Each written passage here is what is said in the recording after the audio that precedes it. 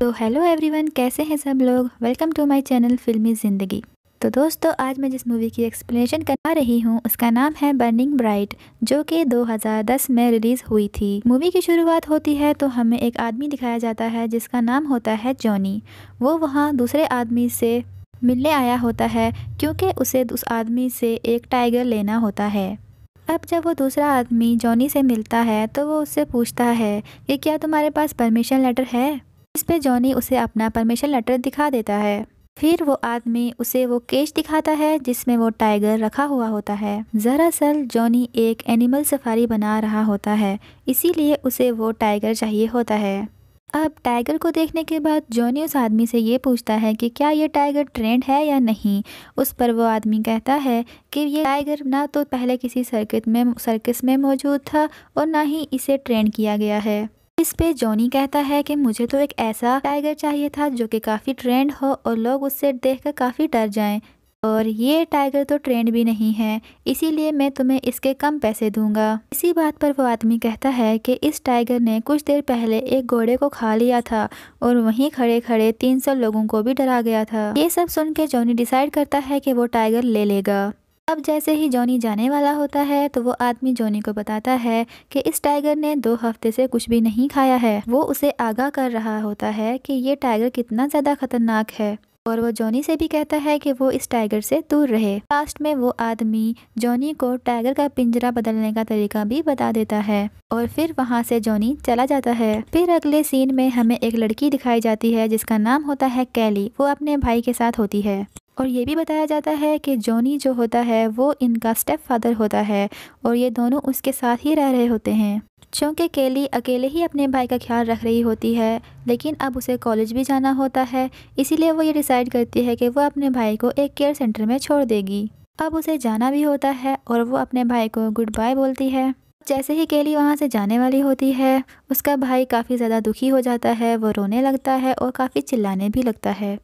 वहाँ पे एक औरत होती है जो उस लड़के को चुप करवा देती है। अब वहीं रूम में एक और लेडी भी आ जाती है और वो ये बताती है कि हम कैली के अकाउंट से पैसे नहीं ले सकते हैं। वो ये कहती है कि इसके अकाउंट में कोई इशू है।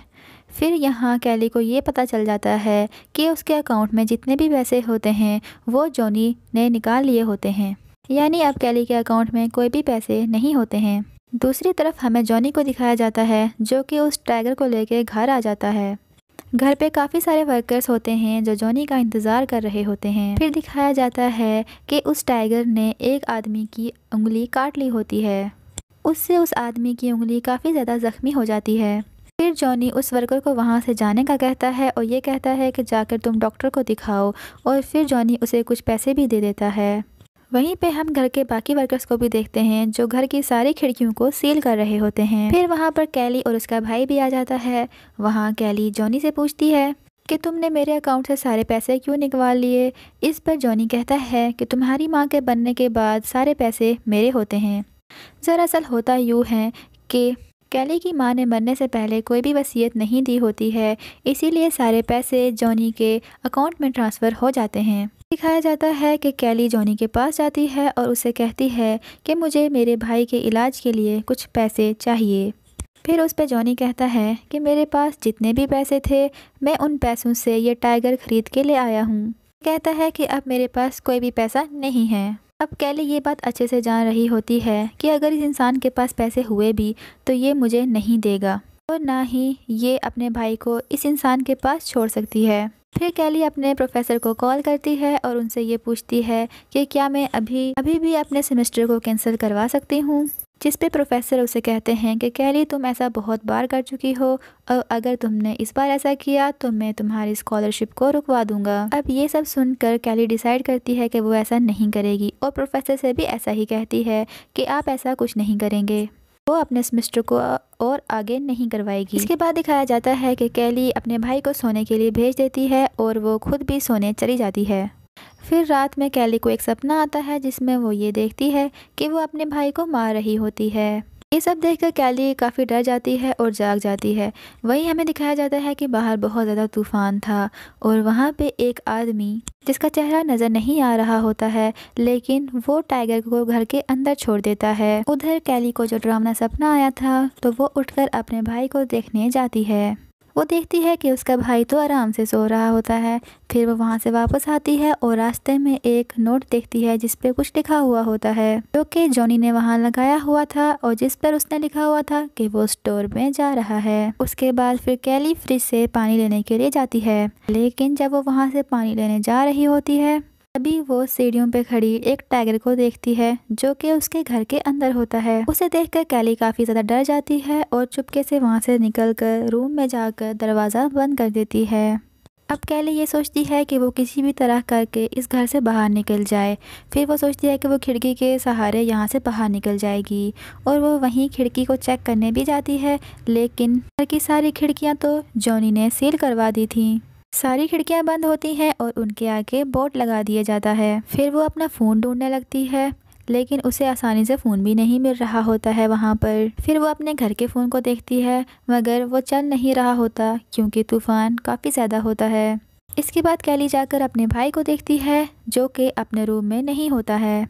फिर वो दोबारा अपने फ़ोन को यहाँ वहाँ ढूंढने लगती है जो कि उसे मिल नहीं रहा होता है और इतनी कोशिशों के बाद उसे अपना फ़ोन मिल ही जाता है।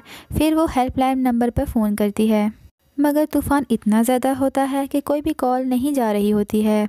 फिर वो जॉनी को कॉल लगाती है, मगर जॉनी का फ़ोन तो गाड़ी में पड़ा होता है और वहाँ दिखाया जाता है कि जॉनी तो अल्कोहल पी रहा होता है। फिर कैली मेन डोर की तरफ जाती है, लेकिन उन्हें भी सील किया गया था बाहर से बोर्ड लगाकर।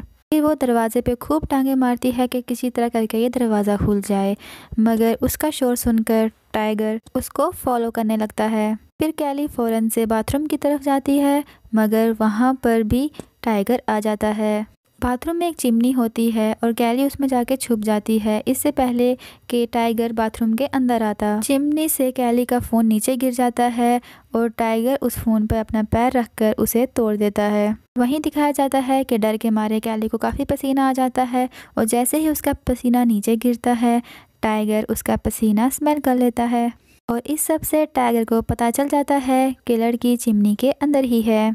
फिर टाइगर उस पर हमला करने लगता है, लेकिन कैली अपनी जान बचाते हुए ऊपर की तरफ से बाहर निकल आती है। फिर वहीं कैली को अपना भाई नज़र आता है। फिर वो दोनों एक साथ एक रूम में चले जाते हैं। उस रूम में एक लैपटॉप पड़ा हुआ होता है और कैली उसे ऑन करके इंटरनेट यूज़ करना चाह रही होती है, यानी वो किसी से बात करके हेल्प मांगना चाह रही होती है, पर इतने ख़राब मौसम की वजह से इंटरनेट भी नहीं चल रहा होता है। तभी अचानक से टाइगर इस कमरे का दरवाज़ा भी तोड़ने लगता है और फिर कैली अपने भाई को लेकर बेड के नीचे छुप जाती है और साथ ही एक परफ्यूम लेके वो बेड के इर्द गिर्द छिड़कने लगती है ताकि वो टाइगर का ध्यान भटका सके, लेकिन टाइगर उन्हें वहाँ बेड के नीचे देख लेता है।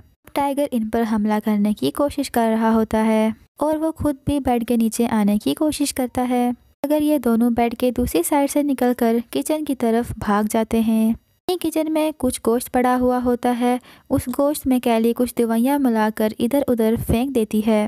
फिर ये दोनों एक और कमरे में चले जाते हैं, मगर टाइगर ने इन्हें यहाँ भी देख लिया होता है। टाइगर अपने सामने मौजूद सुराखों में से इन दोनों को देख रहा होता है। फिर टाइगर उस लकड़ी की दीवार को भी तोड़ देता है ताकि वो उन पर हमला कर सके। वहीं कैली अपनी पास मौजूद एक दीवार में सुराख कर रही होती है। वो वहाँ से बाहर निकल जाती है। ये दोनों एक और कमरे में चले जाते हैं और वहीं टाइगर भी इनका पीछा कर रहा होता है। फिर वो एक टेबल लगाकर उस रास्ते को बंद करने की कोशिश करती है और वो वहाँ उस रूम में मौजूद खिड़कियों को तोड़ने की कोशिश भी करती है, लेकिन उन खिड़कियों पर काफ़ी मजबूती से बाउंड लगाए जाते हैं जिसे कैली नहीं तोड़ पा रही होती है। तभी कैली की नज़र बंदूक की गोलियों पर पड़ती है। फिर वो बंदूक को इधर उधर ढूंढने लगती है। वहाँ कैली को बंदूक तो नहीं मिल रही होती है, लेकिन वहाँ उसे लाइफ इंश्योरेंस के कुछ पेपर्स मिलते हैं जिस पर यह लिखा हुआ होता है कि कैली और उसके भाई के मरने के बाद जितने भी पैसे होंगे वो सब जॉनी को मिल जाएंगे। ये सब देखने के बाद कैली को थोड़ा बहुत अंदाज़ा हो जाता है कि कौन है जिसे हमारे मरने से कुछ फ़ायदा हो सकता है। वो हमारे मरने की प्लानिंग कर रही होती है। ये सब देखकर कैली रोने लगती है वो गॉड से हेल्प मांग रही होती है। तभी उसे वहाँ बंदूक मिल जाती है। फिर कैली बंदूक में गोलियां डालकर आगे बढ़ने लगती है। कैली टाइगर को मारने के लिए आगे जा रही होती है, लेकिन जल्दबाजी में चलाई हुई गोलियां यहाँ से वहाँ लगती रहती हैं और टाइगर नहीं मरता। और अब टाइगर गुस्से में आकर इनके पीछे पड़ जाता है। इसके बाद कैली किचन की तरफ जाती है, मगर टाइगर वहाँ भी आ जाता है उसका पीछा करते करते। ही कैली टाइगर को थोड़ा सा जला देती है गैस स्टोव से, मगर टाइगर इतना नहीं जलता। वहीं कैली को उधर एक खिड़की नज़र आती है जो कि खुली होती है और उसके आगे कोई भी बोर्ड नहीं होता है। कैली उस खिड़की से बाहर निकलकर अपनी गाड़ी में जाकर वहाँ बैठ जाती है और ड्राइव करने लगती है। तभी कैली को वहाँ अपना भाई याद आता है, वो उसे अंदर अकेला ही छोड़कर आ गई थी। फिर कैली डिसाइड करती है कि वो अपने भाई को लेने के लिए अंदर ज़रूर जाएगी और फिर वो वापस आ जाती है और अपने भाई को यहाँ वहाँ ढूंढने लगती है, और जो कि एक कोने में खामोशी से बैठा हुआ था। वहीं कैली अपने भाई के पास जाकर कहती है कि मैं तुम्हें कभी भी अकेला नहीं छोड़ूंगी और मैं हर मुश्किल में तुम्हारा साथ दूंगी। वहीं कैली एक स्टिक के साथ एक कपड़ा बांधकर उस पर आग लगा देती है और फिर वो आगे बढ़ती है और वहाँ उसे टाइगर दिख जाता है। कैली उस पर गोली भी चला देती है ताकि वो मर जाए, मगर उसे कुछ भी नहीं होता। वहीं कैली ने जो आग कपड़े के ज़रिए लगाई थी उसे यूज़ करके वो टाइगर को अपने से दूर कर रही होती है और आहिस्ता आहिस्ता वो किचन की तरफ जाने लगती है। वहीं उसके साथ उसका भाई भी साथ में ही होता है। ये दोनों किचन में जाकर वहाँ फ्रीज़र में छुप जाते हैं, मगर टाइगर उस फ्रीज़र को नहीं खोल पाता है। अब ये दोनों कुछ देर के लिए उस फ्रीज़र में महफूज होते हैं। वहीं कैली फ्रीज़र में ही अपने भाई को सुला देती है और खुद भी सो जाती है। फिर थोड़ी देर बाद कैली को यह एहसास होता है कि बाहर कोई था और वो आदमी कोई और नहीं बल्कि जॉनी होता है, जो कि अब घर के अंदर बंदूक लेके आ रहा होता है और उसने दरवाज़ा भी खोल दिया होता है। वहीं जब कैली और उसका भाई उस दरवाजे के सामने जाते हैं, वहीं कैली को अब जॉनी पर शक भी हो रहा होता है। वहीं जॉनी उन्हें ये बताता है कि तुम्हारी माँ भी मुझे छोड़ने वाली थी और इससे पहले कि वो मुझे छोड़ती मैंने उसे खुद ही मार डाला। जॉनी की इन सब बातों से कैली समझ गई थी कि यही वो इंसान है जिसने टाइगर को भेजा है हमें यहाँ मारने के लिए। कैली जॉनी से कहती है कि प्लीज़ हमें यहाँ से जाने दो। अब ये सब बातें जब कैली जॉनी से कह रही होती है और तभी जॉनी उनको मारने ही वाला होता है, तभी वहाँ पर टाइगर जॉनी पर हमला कर देता है और उसे ज़िंदा ही खाने लगता है। वहीं जब टाइगर जॉनी को खाने में मसरूफ़ होता है, वहीं कैली अपने भाई को आहिस्ता आहिस्ता उस दरवाजे से बाहर ले जाने की कोशिश करती है और अब ये दोनों घर से बाहर आ चुके थे और कैली ने अपने भाई को बचा लिया था, और जबकि वो इंसान जो कैली और उसके भाई को मारना चाहता था वो खुद मर गया था। फिर कैली अपने भाई का हाथ पकड़ती है और वहाँ से चली जाती है। इसी के साथ ये मूवी ख़त्म हो जाती है। अगर आपको ये एक्सप्लेनेशन अच्छी लगी हो तो मेरे चैनल को लाइक शेयर एंड सब्सक्राइब करें। Thank you.